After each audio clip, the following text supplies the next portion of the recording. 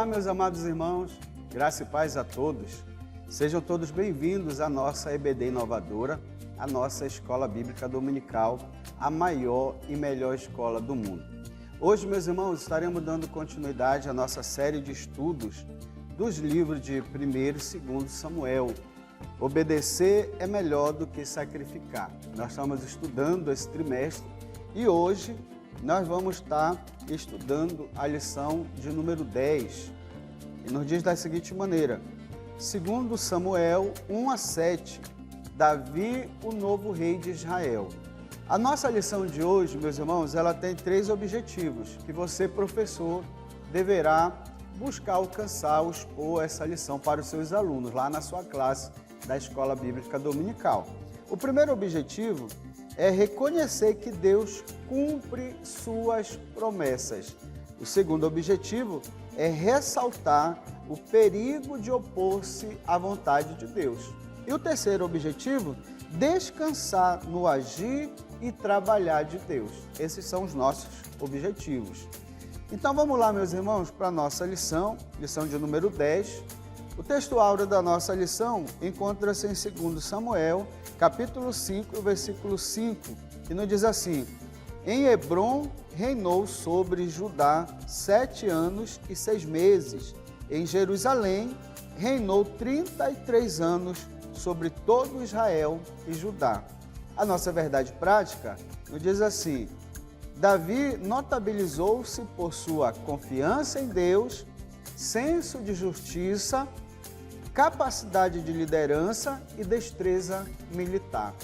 Olha só, meus amados irmãos, nós estamos estudando aqui esse contexto e nós notamos que Davi não é mais aquele garoto, aquele rapaz que ficava no deserto, cuidando das ovelhas de seu pai. Todo o processo que Davi passou de dificuldade, de problemas, de perseguição que ele sofreu, trouxeram Davi a esse nível, né? E esse homem agora é um homem experiente, é um homem que é marcado pela sua confiança em Deus, pela sua estratégia militar, seu senso de justiça e essa capacidade de liderança. Meus amados irmãos, assim então nós começamos a estudar o 2º livro de Samuel. Então, com a morte de Saul, como nós vimos, no capítulo 31, na lição passada, vai se inaugurar um novo período aqui em Israel, uma nova configuração de poder. Então nós iniciamos aí o estudo do 2º livro de Samuel. E nesse volume nós temos a entronização e estabelecimento do reinado de Davi. Veremos então nessa lição 3 fatos marcantes nesse processo: a queda da casa de Saul, a transferência da arca e o pacto davídico. E aí a gente começa o primeiro ponto da nossa lição: Davi aclamado rei. O primeiro subponto da nossa lição nos diz assim: uma nova configuração de poder. 2 Samuel, capítulo 2, e o versículo de número 10, nos diz da seguinte maneira: da idade de 40 anos era Isbosete, filho de Saul, quando começou a reinar sobre Israel, e reinou 2 anos. Somente a casa de Judá seguia a Davi. Depois de muitos anos sendo perseguido, finalmente Deus exalta Davi cumprindo as suas promessas. Então nós vamos ver aqui que aquele garoto, aquele rapaz que foi ungido para ser o rei de Israel, ele vai enfrentar um longo processo de perseguição. Davi, diz os estudiosos que ele foi perseguido por Saul cerca de 10 anos, aproximadamente ali 10 anos de perseguição, fugindo. E nesse processo, Davi ele vai adquirindo experiência e sempre com o seu olhar na promessa que Deus havia feito. Então, meus irmãos, depois de muitos anos sendo perseguido, finalmente Deus exalta Davi cumprindo as suas promessas. Aquilo que Deus havia prometido, aquilo que Deus havia falado, ele agora está cumprindo na vida de Davi. Mas nós precisamos observar que, apesar de Davi ter sido confirmado como rei, ele precisava continuar confiando que o Deus que começou a boa obra iria terminá-la. O tempo inteiro nós seremos confrontados e tentados a tomar as nossas histórias em nossas mãos e achar que elas dependem de nós, mas não. Olha só, meus irmãos, que coisa interessante aqui. Com a morte de Saul, então vai se configurar uma nova ordem política, uma nova configuração de poder em Israel. Davi, ele passa muitos anos sendo perseguido por Saul, como nós falamos, aproximadamente 10 anos de perseguição. Davi, ele sofre 10 anos fugindo de Saul, se escondendo, morando em caverna, morando no deserto. Então, durante 10 anos, Davi, ele é um fugitivo, mas sempre confiando no Senhor. Porque apesar dele estar sofrendo perseguição, apesar dele estar fugindo aqui do rei Saul por conta do seu ódio, da sua inveja, da sua perseguição, mas Davi continuava com os seus olhos focados na promessa de Deus, que Deus ele havia prometido que Davi seria o rei de Israel. Deus já tinha falado, não precisava de nenhuma ação humana, não precisava de nenhuma intervenção humana para que Deus cumprisse as suas promessas. Deus ele é fiel. E após muitos anos de luta, muitos anos de perseguição, Deus agora ele vai cumprir a sua promessa. Davi, ele é levantado como rei. Porém, ele é levantado não em todo Israel, mas somente em Judá. Porque como nós lemos o texto aqui, Israel, ele vai aceitar ou ele vai seguir Isbosete, que é filho de Saul. Então, olha a configuração de poder agora. Israel vai seguir Isbosete e somente Judá, ele vai seguir Davi.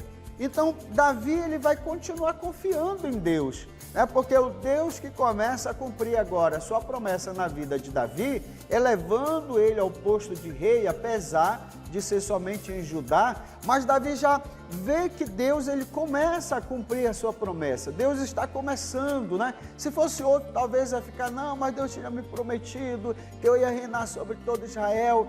Mas Davi, ele não era assim. Ele não tinha a sede pelo poder. Ele confiava em Deus. Ele confiava na obra de Deus. Ele confiava na promessa de Deus. Ele sabia que Deus era fiel. E aquele que começou a boa obra, ele iria terminar. E no tempo certo, ele iria assumir Israel como Deus havia prometido. Então, essa é a nova configuração de poder que se estabelece em Israel. Israel será liderado por Isbosete, que é filho de Saul, que sobreviveu, e Judá vai estar seguindo Davi. Então, nós teremos aqui Israel bipolarizado, um duplo poder. Então, estarão ali reinando sobre Israel, Davi e Isbosete. Qual a diferença? Isbosete não foi levantado por Deus. E Davi foi levantado por Deus, e Deus começa a cumprir a sua promessa, mas na frente nós vamos ver que Deus completa a boa obra. Então, meus irmãos, vamos lá para o segundo subponto da nossa lição, que é: o reino não é conquistado pela força. Segundo Samuel, capítulo 3, e o versículo 1. Durou muito tempo a guerra entre a casa de Saul e a casa de Davi. Davi se ia fortalecendo, porém, os da casa de Saul se iam enfraquecendo. Davi não conquista o reino, Deus o entrega em suas mãos. Quem ele era? Um simples pastor de ovelha, rejeitado até pela sua família. Mas Deus exalta quem quer e escolhe pessoas, mesmo não sendo elas favoritas em termos humanos. Então, queridos, nós observamos aqui, um comentarista trazendo ao nosso coração, segundo a análise, o estudo desse livro aqui, que ao ser aclamado rei, Davi ele é colocado sobre Judá. Somente os de Judá seguiram Davi. Mas Deus ele está trabalhando por Davi. Então, o reino não é conquistado pela força humana, não é pela vontade do homem. Então, fica aqui esse questionamento: quem era Davi? Se nós fizermos uma análise, nós vamos ver que Davi era, aos olhos humanos, insignificante, era rejeitado até pela sua família. Quando Samuel vai à casa de Jessé para ungir Davi, todos os filhos de Jessé vão passando diante dele. Davi nem estava presente numa cerimônia tão importante Davi não é nem lembrado para aquela cerimônia, para aquela refeição. Davi está no campo, ele era rejeitado até pela sua família. Então, aos olhos humanos, Davi era insignificante, mas aos olhos de Deus, ele era a pessoa certa, que Deus iria exaltar, porque é Deus que escolhe. Não precisa a pessoa ser favorita, não precisa a pessoa ser especial, ou ter nada de diferente, porque tudo vem de Deus. Não era de Davi, não é de mim, não é de você, não é de você, professor, coordenador, pastor, é de Deus. É Deus que escolhe. Então, Davi, ele ia se fortalecendo, enquanto a família de Saul cada vez mais ia entrando num estado degradante, numa queda espiritual, cada vez mais enfraquecendo espiritualmente. Porém, Davi, ele ia se fortalecendo, porque Deus era com ele. O reino não é conquistado pela força, não é pela nossa mão, não é pela nossa vontade. Existem líderes, existem pessoas que não conseguem desenvolver a sua liderança porque eles tentam pegar um atalho no meio da trajetória, eles querem um caminho mais fácil, eles vão destruindo pessoas, eles vão passando por quem está na frente deles, eles vão destruindo reputações, porque eles querem alcançar os seus objetivos, mas eles acham que é com a sua mão, é com a sua força, e não é. Então não podemos ser um líder assim, precipitado. Temos que esperar o tempo de Deus. Olha, meus irmãos, Deus não precisa da sua ajuda para cumprir a sua promessa. Deus não precisa da sua ajuda ou da sua força para fazer aquilo que Ele já prometeu que vai fazer. Deus não precisa da sua intervenção. Não precisa você manipular, fazer negócios espúrios, situações pecaminosas. Não precisa você fazer nada.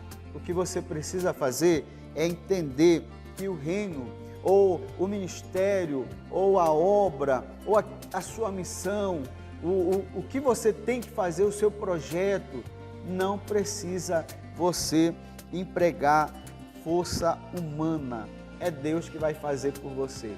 É Deus que vai agir na tua vida, tá bom?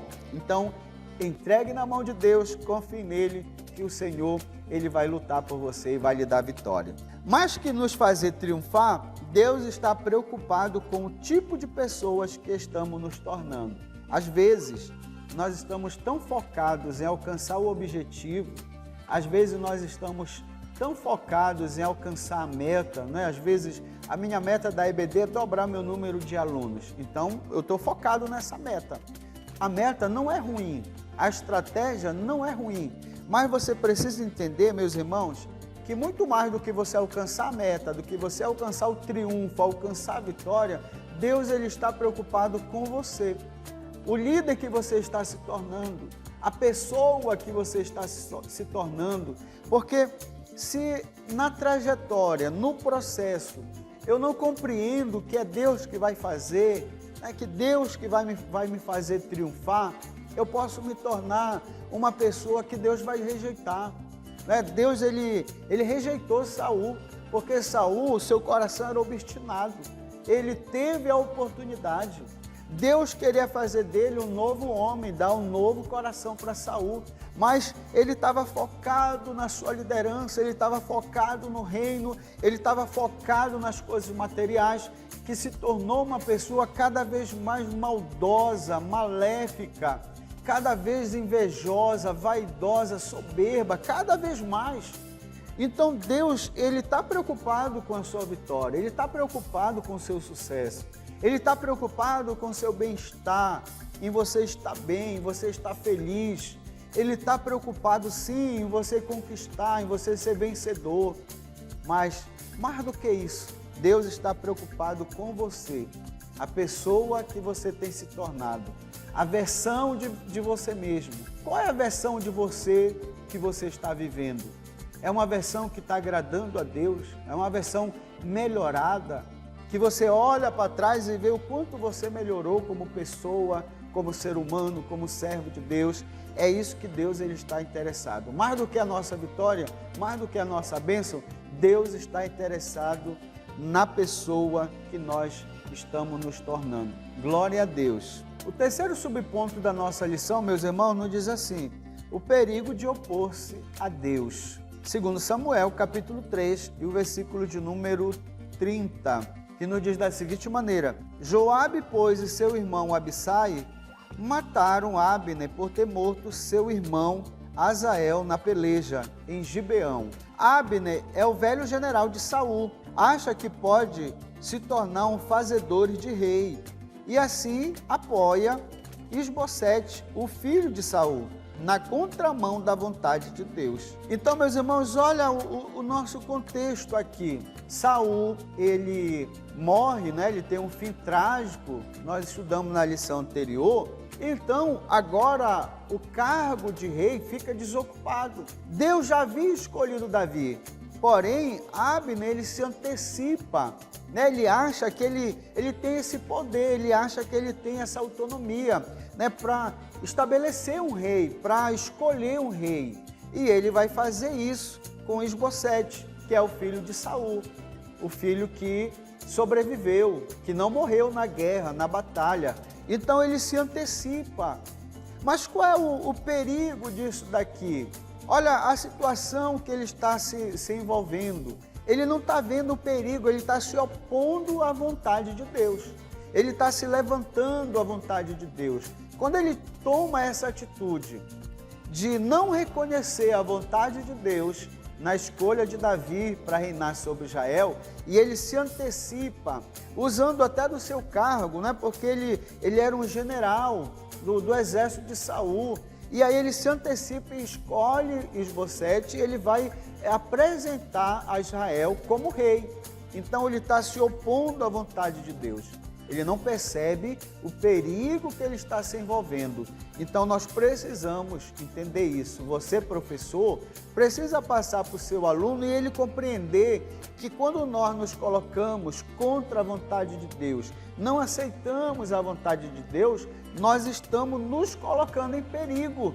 Não são poucas pessoas que têm entrado por esse caminho de Abner.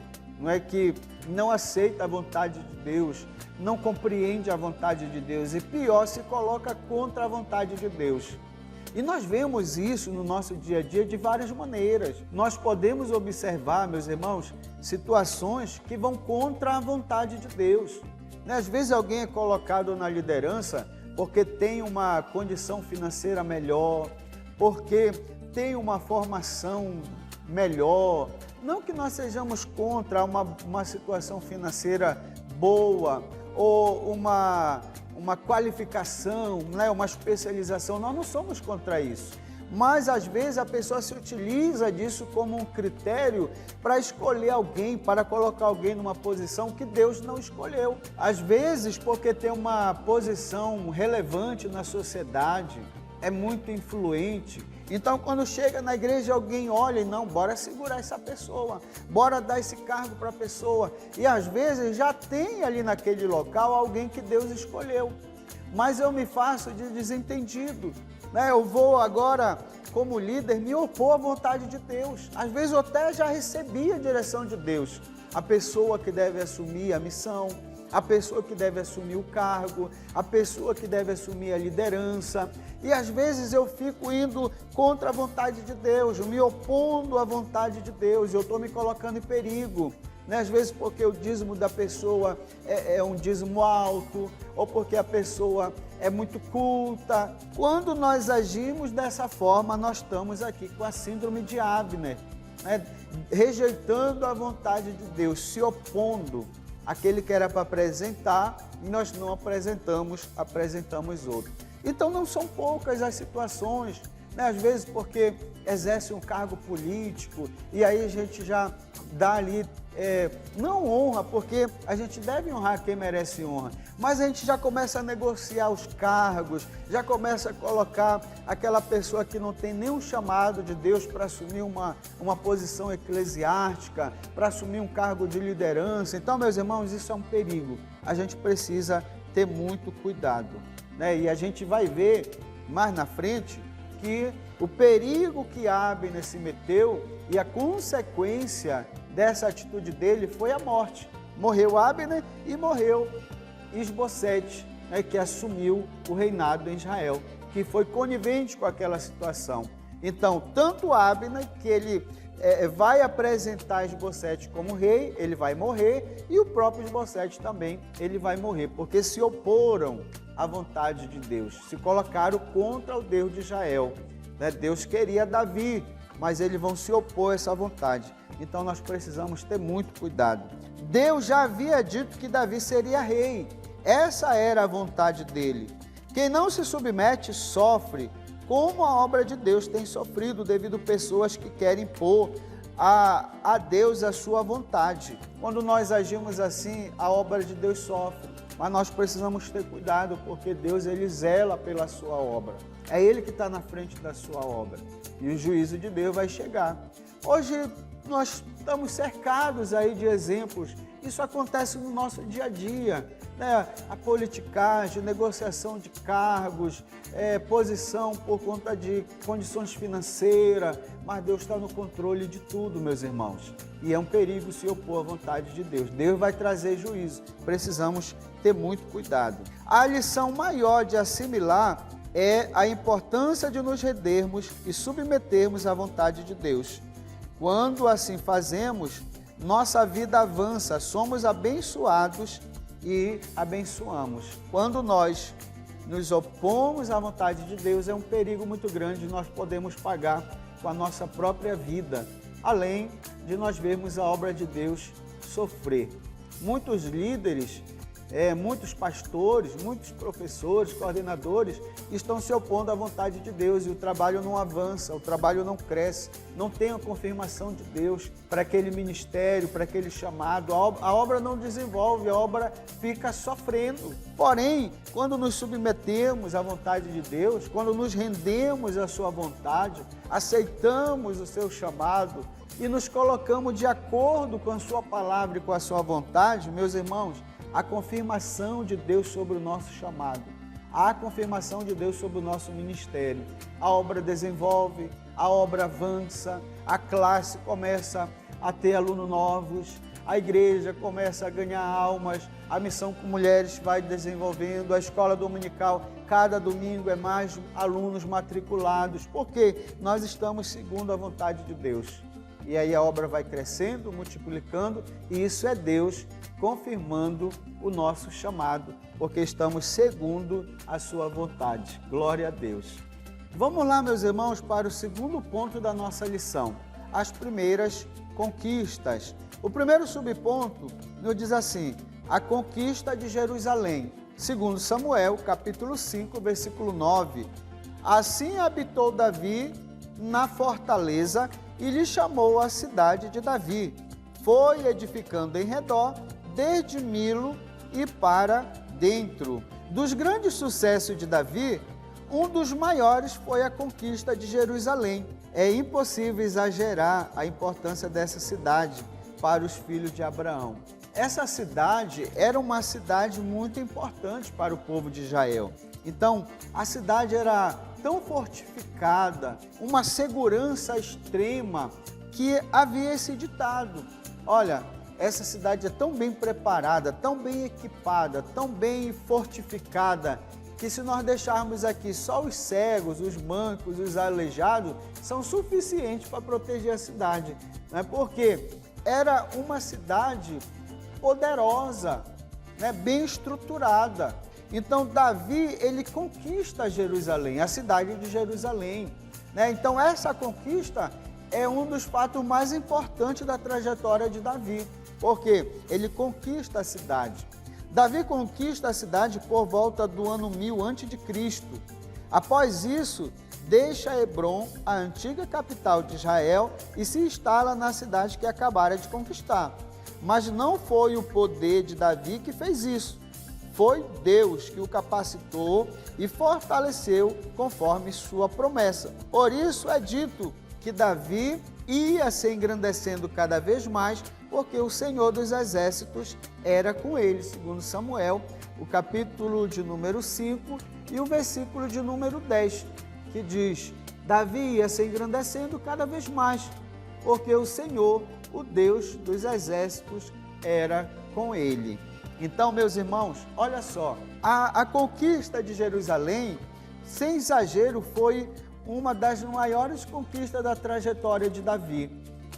Então, era uma cidade fortificada, humanamente falando, né, aos olhos dos homens, eles olhavam e achavam que era impossível, né, conquistar aquela cidade, pela sua estrutura, pela sua fortaleza, da forma que ela foi estruturada, preparada. Era impossível. Porém, nós precisamos compreender aqui que não foi Davi que fez isso, não foi Davi que conquistou. Quem foi que conquistou?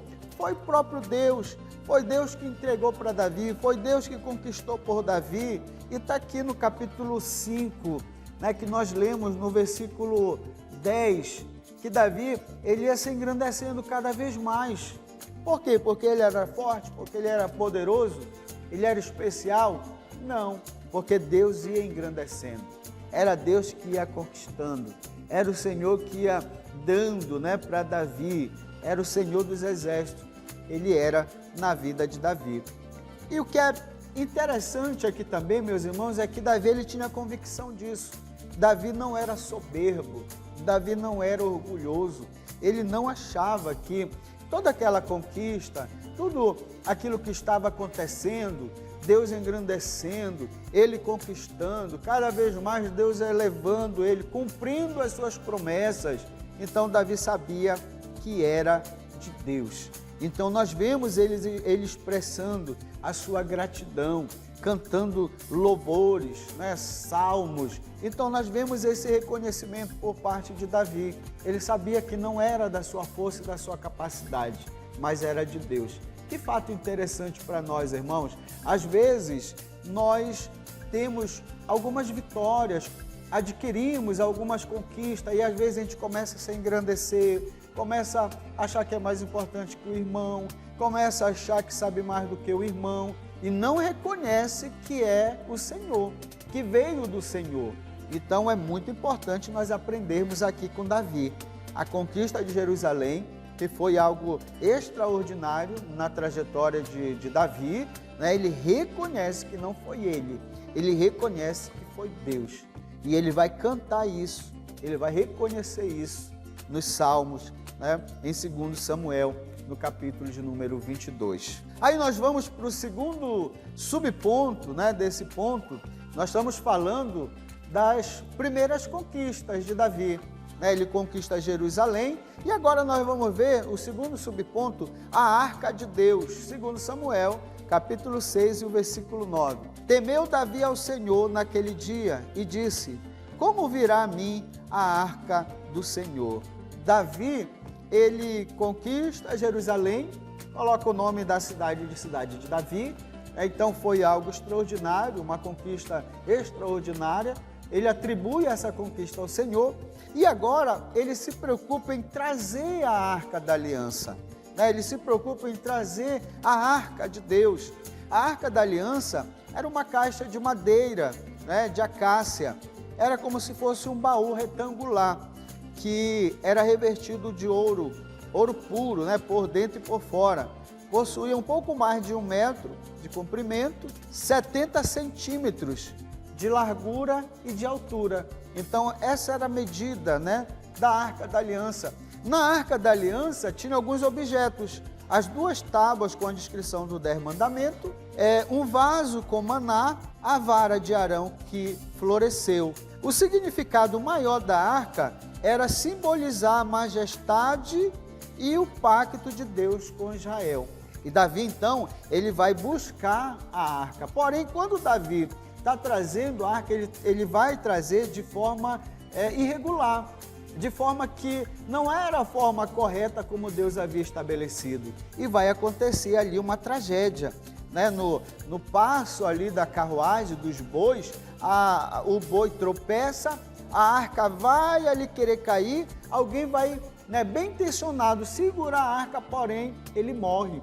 Porque não era a forma correta de trazer a arca, de transportar a arca. Não deveria ser em cima de carruagem, em cima de boi, tinha que ser levado pelos sacerdotes. Então Davi, ele fica agora angustiado, né? Ele teme a Deus. Aí nós lemos aí no versículo, temeu Davi ao Senhor naquele dia.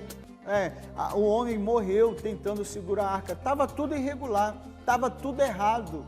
E aqui é importante porque a gente precisa entender quando nós falamos de Deus, quando nós falamos da presença de Deus, é importante você falar para o seu aluno. Não vale a nossa intenção, não vale eu estar bem intencionado. Eu tenho que adorar a Deus como Deus estabeleceu, eu tenho que servir a Deus como Deus estabeleceu, eu tenho que fazer a obra de Deus como Deus já predeterminou que fosse feito, da forma que deve ser feito. Não pode ser da minha cabeça, porque eu posso estar fazendo algo para Deus e Deus não está recebendo. Eu posso estar tendo um trabalho, construindo um ministério, construindo um trabalho, achando que estou agradando a Deus porque eu estou bem intencionado, porém Deus não está recebendo e eu posso até receber juízo por conta disso. Então é importante, professor, você passar para o seu aluno a importância de nós fazermos segundo a vontade de Deus.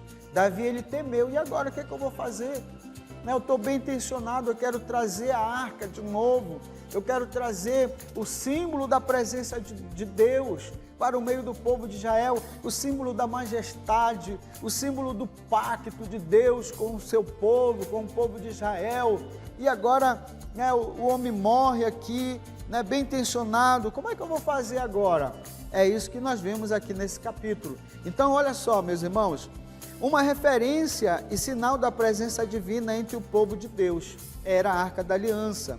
É importantíssimo compreendermos que hoje não precisamos mais da Arca da Aliança. Seja a arca original, muitos arqueólogos, estudiosos, eles buscam pela arca perdida, onde estaria. Alguns tentam até marcar ou demarcar o local exato onde ela deve se achar, aonde ela desapareceu. Então há essa preocupação, mas é importante nós compreendermos que hoje, meus irmãos, nós não precisamos mais da arca, nem da arca original e nem de nenhuma réplica. Eu não preciso colocar uma réplica da arca aqui e carregar e transportar, não precisa mais, porque todas essas obras da antiga aliança, todos esses pactos, todos esses objetos, eles eram somente sombras que apontavam para Cristo. Hoje nós temos Cristo, temos o Espírito Santo, então não precisamos de arca, seja original, seja réplica, não precisamos.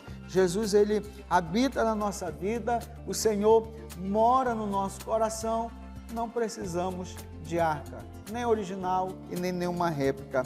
E o que nós queremos? As sombras ou a realidade? Porque a arca da aliança, os rituais que eram feitos, eram somente sombras, símbolos de uma aliança superior, de uma realidade que viria. Você quer continuar vivendo nas sombras, no simbolismo ou na realidade? O que eram as sombras? A arca, os pactos, as festas. E o que é a realidade? É Cristo. É a salvação, é o perdão, é a regeneração. Oriente o seu aluno a não viver nas sombras, não viver na simbologia, mas viver a realidade. Glória a Deus. Vamos lá, meus irmãos, para o terceiro subponto da nossa lição, a transferência da arca. Segundo Samuel, capítulo 6, e o versículo de número 15, que nos diz da seguinte maneira: assim Davi com todo Israel fez subir a arca do Senhor com júbilo e ao som de trombetas. Vamos verificar aqui, meus irmãos, algumas informações importantes. Depois de Siló, a arca teve uma desastrosa estadia de 7 meses entre os filisteus e, por fim, foi deixado na casa de Abinadab. Conquanto ela não tivesse poder inerente em si mesma, o seu simbolismo era muito forte e lembrava ao povo que Deus estava entre eles. A santidade de Deus também estava representada na arca, visto que ninguém poderia tocá-la. Aqui, meus irmãos, nós vemos que Davi, ele vai buscar a arca, porque ele entende que a arca era uma conquista muito importante, porque ela tinha um simbolismo teológico, ela tinha um simbolismo espiritual. Então, trazer a arca para o povo de Israel simbolizava um retorno, uma renovação da aliança. É a presença de Deus retornando para o meio do povo. Davi agora, ele vai buscar a arca de Deus, mas de uma forma correta, né? Não mais ele vai trazer em carruagens, em carro puxado por boi, não. Ele vai agora justamente pegar a forma correta, né? Não mais aquilo que ele achava ou aquilo que estava no seu coração, não, mas a forma que Deus havia estabelecido. Ele vai pegar os sacerdotes vão agora carregar a arca, e Davi, ele tinha um profundo respeito, um profundo cuidado, um profundo zelo para com Deus. Então nós vemos isso, esse zelo, esse amor, esse cuidado para com Deus. Quando ele vai transferir a arca para Jerusalém, nós vamos ver isso, ele tributando a Deus as suas conquistas. Imagine comigo, meus irmãos, a cena. Davi agora, ele compreende, né, que a boa intenção não é suficiente, tem que ser segundo a vontade de Deus. Davi então pega os sacerdotes estão transferindo, fazendo uma transferência da arca para Jerusalém. Davi, ele tinha um coração de servo, apesar de ser rei, ele tinha um coração de pastor, ele tinha um coração de servo, e ele reconhecia o seu erro.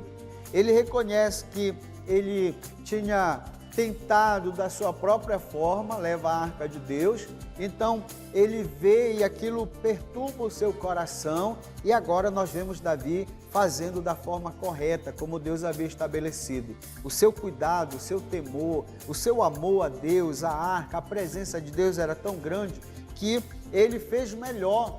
Ele deu o seu melhor, ele fez com excelência. Os sacerdotes vêm trazendo a arca, quando eles davam o seu espaço, Davi interrompia ali aquela marcha, aquela caminhada, oferecia um boi ao Senhor, um novilho gordo, e isso demonstrava aqui todo o amor, todo o respeito, toda a reverência que Deus tinha com a arca, que simbolizava a presença de Deus, e com o próprio Deus. Isso é muito importante para nós.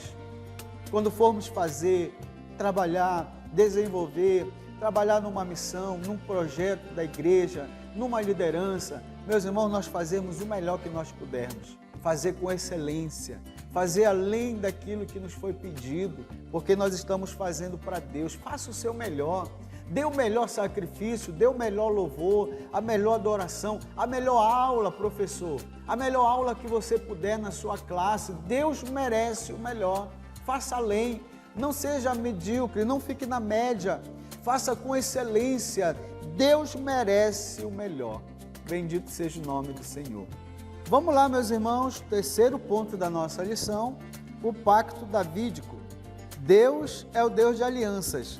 As Escrituras mencionam ao todo 7 alianças, e entre essas alianças está a aliança davídica. O primeiro subponto da nossa lição, nós temos o Templo de Jerusalém, segundo Samuel, capítulo 7, e o versículo 2, que nos diz da seguinte maneira: disse o rei ao profeta Natã: olha, eu moro em casa de cedros, e a arca de Deus se acha numa tenda. Parece-nos que, nesse ponto, a história de Davi dá uma desacelerada. Ele já estava estabelecido como rei, era famoso, era poderoso, e gozava agora de uma relativa paz. Tudo parece estável, e Davi estava como que no topo do mundo. Ele então intenciona fazer uma casa para Deus. No fundo, o coração agradecido de Davi estava se sentindo um certo incômodo, porque enquanto ele mesmo habitava num palácio, Deus morava numa tenda. E isso se torna como que um sonho no coração do rei. Davi passou por toda a perseguição, passou 10 longos anos sendo perseguido por Saul, fugindo. Nós vimos também que Deus, ele exalta Davi, Deus forja Davi, né? Davi se torna um homem com um senso de justiça incrível, com habilidades militares extraordinárias, uma capacidade de liderança exemplar, uma liderança exemplar. Então Davi, agora, ele é engrandecido por Deus, e dá uma desacelerada. A gente vê agora Davi mais tranquilo, mais calmo, né? Como o comentarista coloca aqui, uma relativa paz. Então Davi, no fundo do seu coração, ele começa a analisar a sua vida, vê que agora o seu reino está estabelecido, ele está no topo do mundo, né? Ele assumiu o reinado, é um rei poderoso, famoso, conhecido, né? Pelas suas inúmeras conquistas, inúmeras vitórias, e ele volta os seus olhos para a arca e vê que a arca está ali guardada, protegida sobre uma tenda, e ele sobre um palácio majestoso, uma estrutura grandiosa. Então isso traz um pesar no seu coração. Então Davi começa de uma forma agradecida, sincera, verdadeira. Ele começa então a colocar no seu coração um projeto de construir uma casa para Deus. Mais uma vez, Davi está bem intencionado.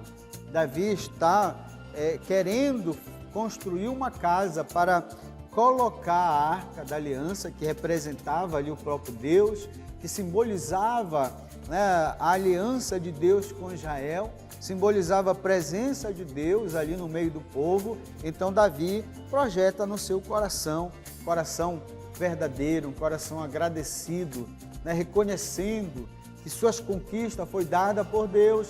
Então ele intenta no seu coração, ele projeta construir uma casa para colocar a arca. Não havia nada de errado nesse sentimento, nesse desejo, exceto numa questão, que não era o tempo e não seria ele a pessoa que o faria, e sim seu filho Salomão. A razão era que Davi, como guerreiro, derramara muito sangue. Então Davi estava bem intencionado, ele deseja construir, ele tem um palácio, ele quer construir também um palácio para Deus, para abrigar a arca, construir uma casa. Porém, meus irmãos, mais uma vez nós precisamos compreender aqui algo interessante. Os nossos projetos não são projetos de Deus. Os nossos planos não são os planos de Deus.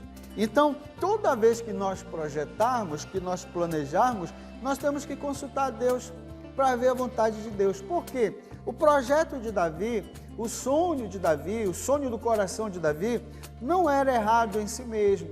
Porém, não era essa a vontade de Deus, não era esse o plano de Deus e não era esse o tempo de Deus. Porque Deus, ele já tinha reservado isso para que Salomão, filho de Davi, fizesse. Porque Davi era um homem sanguinário, era um homem guerreiro, um homem de guerra, sua mão já tinha derramado muito sangue. Então Deus estava ali guardando isso para fazer parte da missão de seu filho, da missão de Salomão, como nós vamos ver isso mais na frente. Algo bonito em Davi era a sua capacidade de ouvir e ser corrigido. Que coisa maravilhosa, meus irmãos, é quando nós temos a humildade para reconhecer os nossos erros, para reconhecer quando nós nos precipitamos e aceitamos a correção. Davi, ele tinha essa característica, essa qualidade, ele tinha um coração humilde, ele sabia ouvir e ele se deixava ser corrigido. Quando ele coloca no seu coração o intuito de destruir Nabal, destruir a família de Nabal e tudo que ele possuía, porque Nabal trata mal os seus servos, Davi manda os seus servos a Nabal para pedir ali alimento, suprimento para o exército que estava no deserto, guardando os rebanhos de Nabal. Nabal trata mal os servos. Davi, então, ele sobe ali uma fúria no seu coração e ele vai para a casa de Nabal para exterminar. Só que no caminho ele encontra com Abigail e Abigail dá um conselho para ele: olha, não faça isso, não vá manchar tua mão com sangue inocente, olha, isso daí vai marcar a tua trajetória, vai marcar negativamente. E aí Davi então ouve, vê que é um conselho bom e ele aceita aquele conselho, ele coloca em prática. E agora, mais uma vez, Davi, meus irmãos, era o rei, era o homem mais poderoso, mais famoso, mais rico. Então, ele tenta fazer isso. construir uma casa, construir um espaço para abrigar a arca, para colocar ali o símbolo da presença de Deus. Ele é o rei, ele está decidido. Ele não precisava pedir opinião de A ou de B, não, ele decidia. E ele tinha decidido fazer isso, ele coloca no seu coração. Porém, quando o profeta chega com ele e traz a mensagem de Deus, que não era tempo de Deus, não era para ele construir, não era para ele fazer. Quem faria isso era Salomão. Mais uma vez, Davi, ele aceita a vontade de Deus, ele obedece a ordem dada por Deus, a palavra que o profeta deu, ele ouve e se submete à vontade de Deus e aceita a vontade de Deus. Meus irmãos, você é assim também? Nós somos assim, como Davi agiu, nós temos essa atitude, nós somos corrigíveis, nós aceitamos a palavra quando somos corrigidos, nos submetemos à vontade de Deus. Esse ponto é muito importante para você chamar o seu aluno, fazer uma reflexão na sua classe e dizer para o seu aluno: você é assim como Davi? Você ouve, você muda a sua direção. Quando você ouve um conselho, uma palavra, você volta atrás, talvez até naquilo que já decidiu, mas aí você recebe uma palavra de Deus, você volta atrás. Então é importante você fazer essa reflexão com o seu aluno. Vamos lá, meus irmãos, segundo subponto desse ponto. Segundo subponto, Deus viaja com o seu povo. Segundo Samuel, capítulo 7 e o versículo 6. Porque em casa nenhuma habitei desde o dia em que fiz subir os filhos de Israel do Egito até o dia de hoje, mas tenho andado em tenda, em tabernáculo. Um dos princípios importantes a se notar aqui é esse: Deus anda com o seu povo. Deus esclarece a Davi que através dos séculos ele habita em tendas porque ele mesmo quis assim. Era a opção dele. Era como se Deus dissesse a seu ungido: Davi, eu estou em tendas porque eu quero. Meu povo habita em tendas e eu caminho junto com eles. É intencional, Davi. Deus diz que nunca, em nenhum lugar, pediu casa. Ele é o Deus que viaja com o seu povo, especialmente nos tempos difíceis. Glória a Deus. Olha só, meus irmãos, Davi, ele está com esse projeto, de construir uma casa, de construir ali um templo. E Deus, ele vai falar aqui para Davi esclarecer, que Deus... Então, meus irmãos, Deus, ele vai trazer ao coração de Davi, a mente de Davi, um esclarecimento, que aquela situação que Davi queria mudar, a forma, tirar a arca da tenda, que representava ali a presença de Deus, o pacto, a aliança de Deus com Israel, e colocar no templo, numa morada.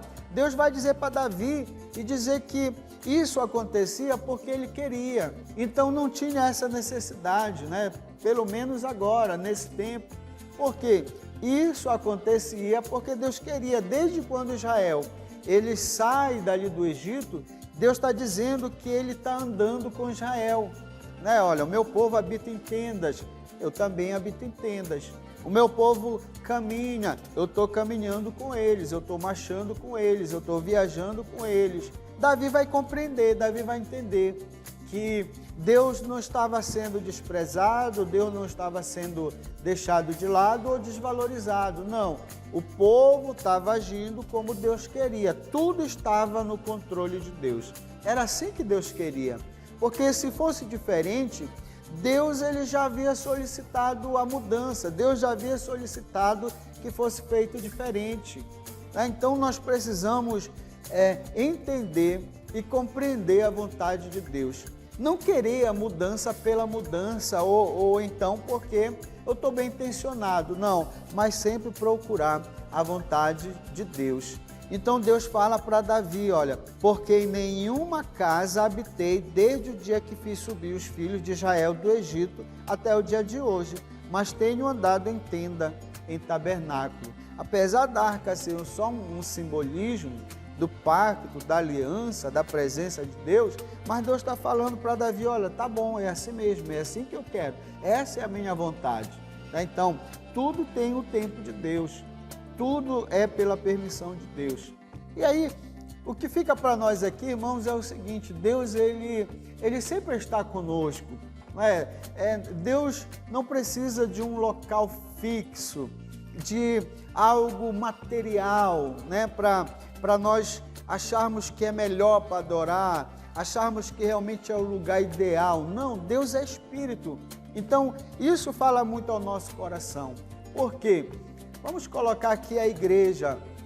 Não é essa igreja física que Deus está aqui. Apesar de quando nós estamos aqui, Deus se manifestar. Mas não é essa estrutura física. E sim os nossos corações. Deus, ele habita o nosso coração.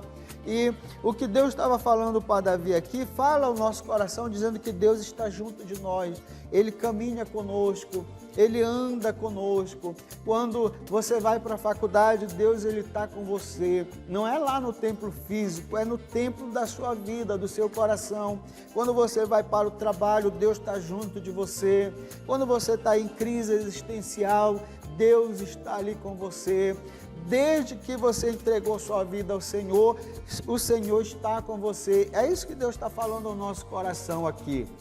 Deus diz, olha, desde quando o povo saiu do Egito, eu venho no meio deles.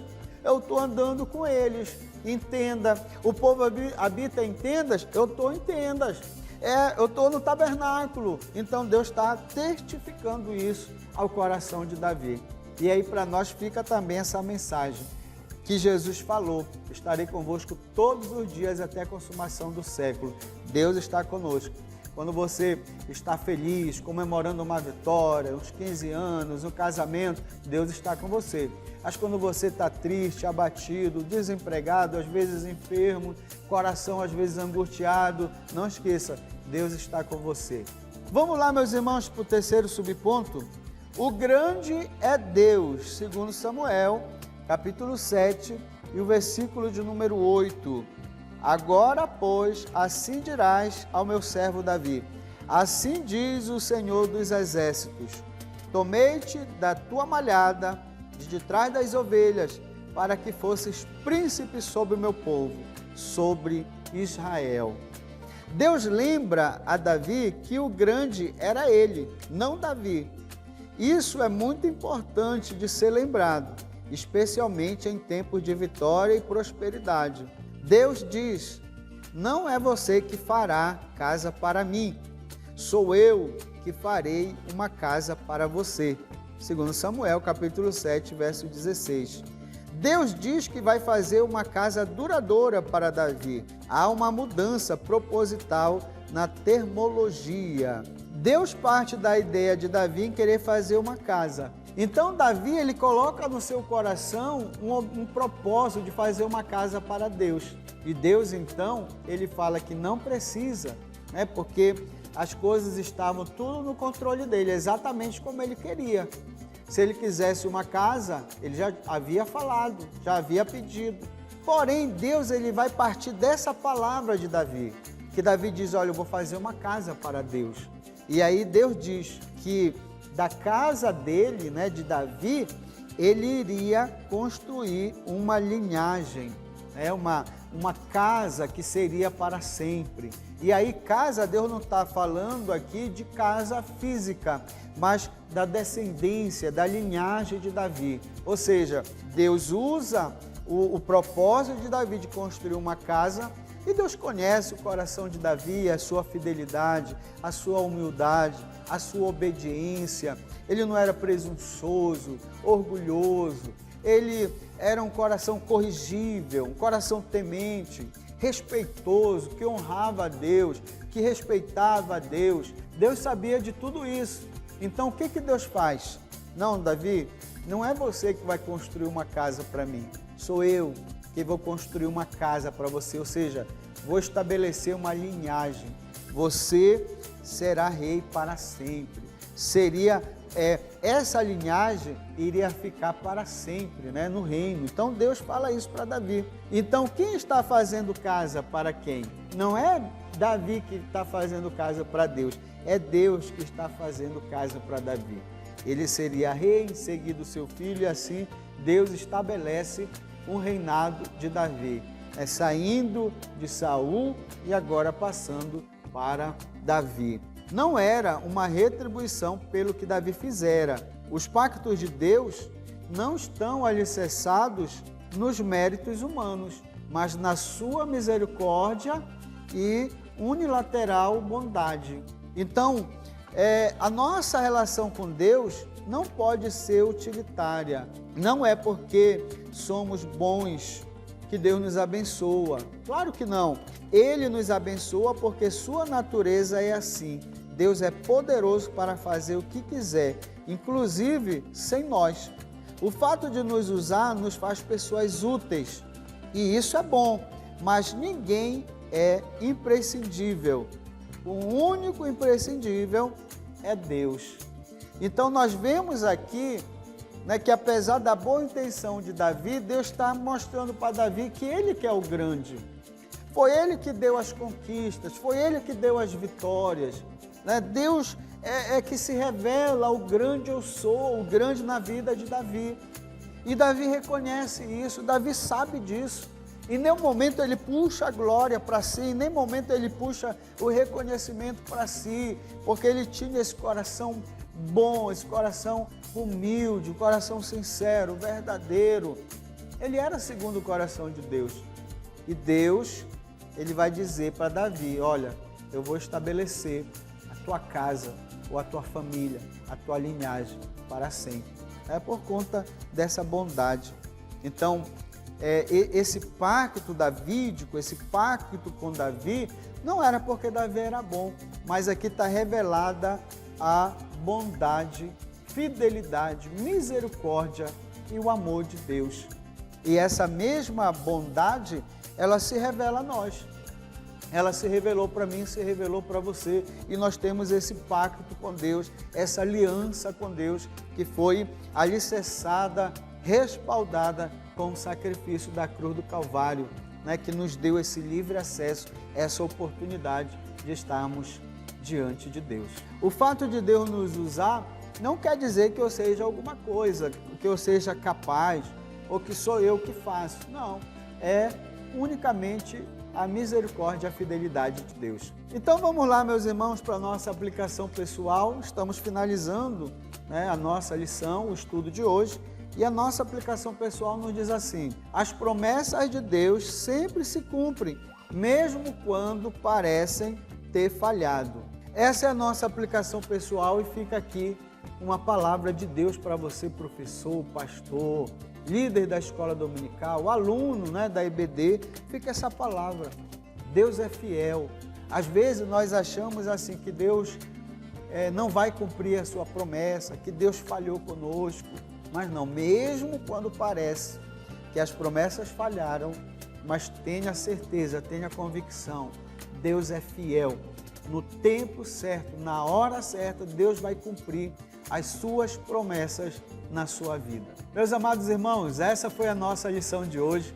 Muito obrigado por você estar conosco até o final desse vídeo, e eu quero aqui pedir a sua ajuda. Se esse conteúdo tem edificado a sua vida, tem abençoado o seu ministério, nos ajude, se inscreva no nosso canal. Se você ainda não é inscrito, deixe o seu comentário, compartilhe o nosso conteúdo nos grupos de WhatsApp, nas suas redes sociais, e assim você estará nos ajudando a alcançar um número maior de alunos da escola dominical, um número maior de professores, e com certeza nós juntos estaremos aí construindo uma EBD inovadora, uma EBD de resultado para a glória e honra do nome do Senhor Jesus. Deus nos abençoe e até o nosso próximo encontro aqui na Escola Bíblica Dominical, a nossa EBD inovadora. Graça e paz a todos.